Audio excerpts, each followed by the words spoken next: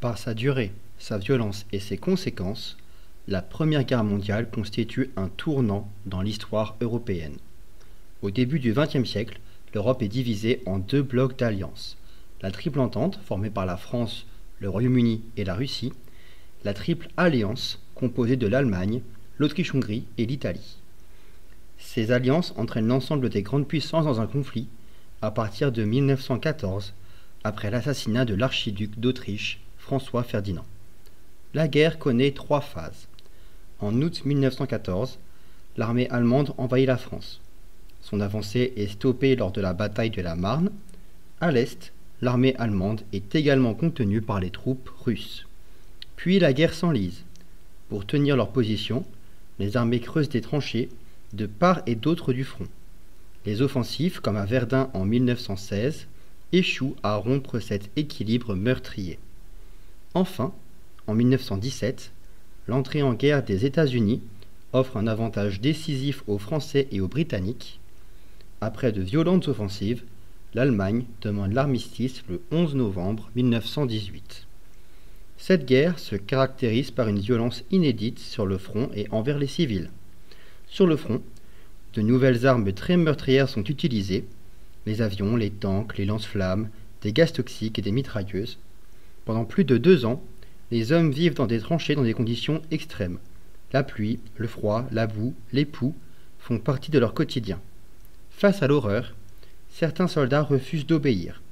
Des mutineries éclatent en 1917, notamment dans l'armée française. Elles sont sévèrement réprimées par l'état-major. La guerre bouleverse aussi la vie des populations civiles. À l'arrière, les femmes remplacent les hommes dans les usines pour produire armes et munitions. L'économie est entièrement tournée vers l'effort de guerre. Les productions agricoles, les moyens de transport et les ressources sont réquisitionnés pour l'armée. Les populations civiles subissent des pénuries alimentaires, des réquisitions forcées et parfois même des bombardements dans les zones proches du front. Dans l'Empire ottoman, actuelle Turquie, allié de l'Allemagne, la minorité arménienne est accusée de soutenir la Russie.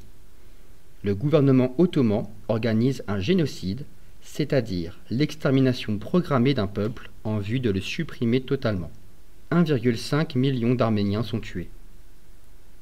La guerre fait au total 10 millions de morts et plus de 6 millions de blessés, souvent défigurés ou mutilés à vie. Des milliers de soldats rentrent du front, traumatisés.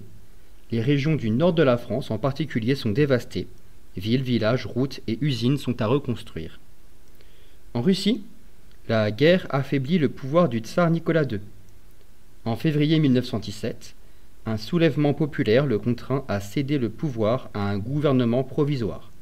Celui-ci est à son tour renversé par un coup d'État organisé en octobre 1917 par les bolcheviks, menant Lénine au pouvoir. L'une de ses premières décisions est de conclure une paix avec l'Allemagne. Les vainqueurs, notamment la France et le Royaume-Uni, imposent le traité de Versailles en 1919. L'Allemagne est jugée responsable de la guerre. Elle est contrainte de payer de lourdes indemnités. Son territoire et son armée sont réduits. La France obtient l'Alsace et la Moselle. Cependant, en Allemagne, ce traité est vécu comme une humiliation, nourrissant un sentiment de revanche.